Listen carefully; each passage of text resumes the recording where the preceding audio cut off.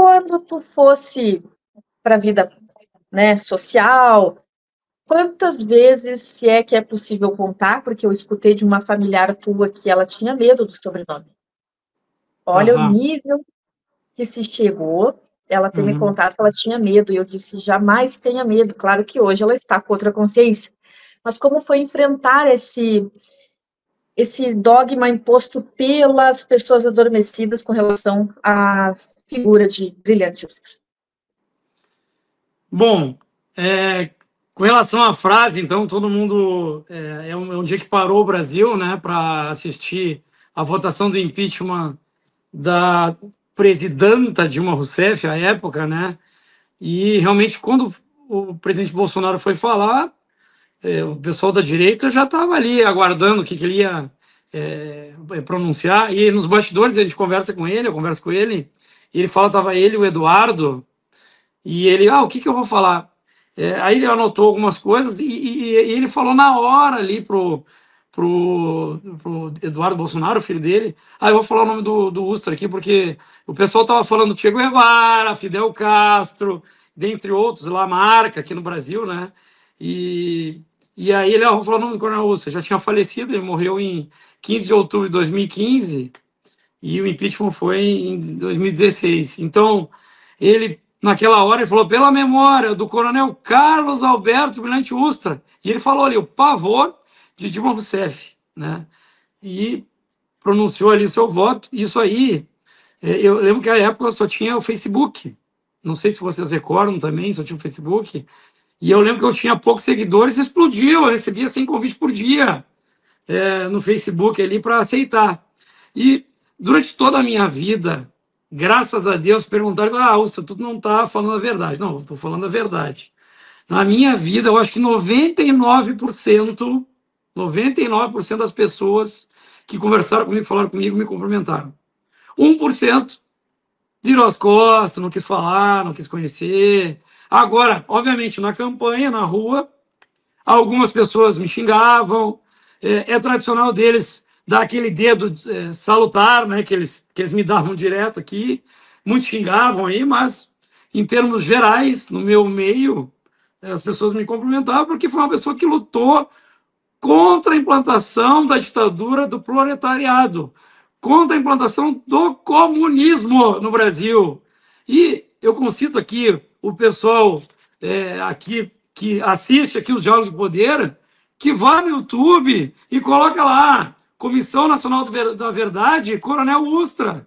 Está um depoimento dele lá. Depois desse depoimento, a imprensa largou ele de mão, porque realmente não tinha mais o que falar. Tem esse livro aqui, Karine e Camila, que é A Verdade Sufocada. Eu acho que a maioria das pessoas conhece, né? Se não conhece, né? Eu indico esse livro para leitura, Verdade Sufocada. E na capa diz aqui, a história que a esquerda não quer que o Brasil conheça. Então, são 700 páginas, tudo documentados, fatos, tirados dos jornais, documentos oficiais, está tudo aqui. Então, eu levo isso aqui no plenário da Câmara lá para quando algum esquerdista vier falar, eu mostro o livro para o cara na hora. Então, para mim foi muito tranquilo. Nunca corri nenhuma situação assim mais anormal e vim aqui para Porto Alegre.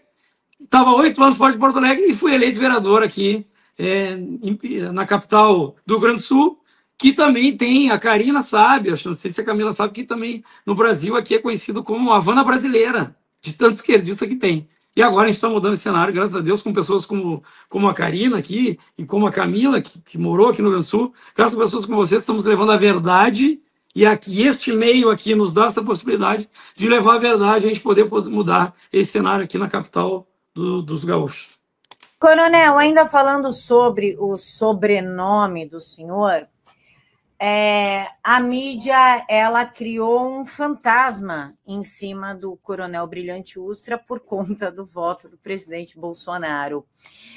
O senhor teme pela sua segurança e pela segurança da sua família quando volta essa história do Ustra? Porque vira e mexe e falam, o Bolsonaro era fã de torturador, Bolsonaro agradeceu um torturador, quando de fato o Brilhante Ustra não torturou. né? Isso está claro, na verdade, sufocada, não torturou. Como o senhor lida com isso e com esse preconceito, às vezes até numa questão que a esquerda adora falar de dívida histórica? Ah, mas é neto, ah, mas é sobrinho, mas o que o senhor tem culpa nisso tudo? Camila, eu nasci em 1979. E os governos militares terminaram ali em 85, né, início de 86. Eu era muito pequeno. Realmente, o coronel Brilhante Ussa comandou o DOI-CODE entre 70 e 74, na Operação Bandeirantes prenderam Dilma Rousseff. E quem é militar sabe que tudo que acontece dentro de um batalhão, de um regimento, é responsabilidade do comandante. Então, o coronel Brilhante Ussa era o comandante do DOI-CODE, recebeu a missão do presidente da República. Tá certo? Ele recebeu a missão do presidente da República. Vá lá e faça cumprir as minhas determinações para a gente combater o terrorismo aqui no nosso país. Para mim, é muito tranquilo, né? Esses dias eu estava vendo uma entrevista do Luciano Hang, da Havan, e perguntaram para ele: Luciano, qual é a característica de uma pessoa que tu elenca como a mais importante, né? Seja homem, seja mulher? Ele falou: a característica mais importante de uma pessoa é ter coragem. Se tem uma coisa, Karine e Camila, e nossa ilustríssima audiência aqui do Diálogo de Poder, que eu tenho na minha vida, é coragem. Tá certo? Ter coragem de sair do Exército, enfrentar aqui a esquerda em Porto Alegre, enfrentar a rua e ter sido eleito, para mim, aqui na Câmara de Vereadores de Porto Alegre, é um ato de coragem. Esses dias eu fui dar uma entrevista à TV Câmara e fizeram aquilo: vamos fazer um ping-pong agora. Aí perguntaram: o medo. Aí eu fiquei: medo. Eu falei: eu sou bastante corajoso. Fiquei lá, acho que para não demorar muito, o jornalista estava me entrevistando, eram dois, né? O Felipe Guilherme estava me entrevistando, eles: não, tem que falar alguma coisa. Aí eu falei assim: não é, eu falei que é medo de morrer, mas não é que a gente tem medo de morrer. Ninguém quer morrer, né? A gente quer viver aí o máximo que dá. Mas eu não tenho medo. Eu saio na rua, né? Obviamente que eu tomo as minhas precauções, como eu fui da área de segurança e da área de segurança presidencial. Já fui fazer segurança presidente nos Emirados Árabes Unidos, nos Estados Unidos, junto ao serviço secreto americano também, em outros locais do nosso país e do mundo. E eu colocava, tu quer algo de maior coragem e valor de um homem, Karine e Camila, de segurança presidencial, tem que dar a sua vida pela autoridade. Então, e a gente trabalhava, um dos princípios que a gente trabalha na segurança presidencial é a silhueta. E a gente dava o nosso corpo em proteção ao presidente Bolsonaro. Tá certo? Então, eu tenho coragem, não tenho medo. Obviamente que eu tomo minhas precauções, eu deixo avisado aqui. Se alguém quiser tentar alguma coisa, vai se dar mal, porque a gente está preparado, tá certo? Mas não tenho medo, tá certo? Obviamente que a minha família às vezes não gosta, tem um pouquinho mais de receio, mas eu estou aí tranquilamente, não tenho medo, vou para a Câmara, ando por toda a cidade. O prefeito Melo, eu estou acompanhando ele em todos os locais na cidade. Esses dias ele entrou numa comunidade aqui em Porto Alegre, que chama de Vila, e eu estava lá, não tenho medo nenhum. Fui lá verificar o que o cidadão mais comum precisa, né? E estive lá sem medo algum, e a gente está nessa vida para ter coragem para mudar as coisas, tá certo?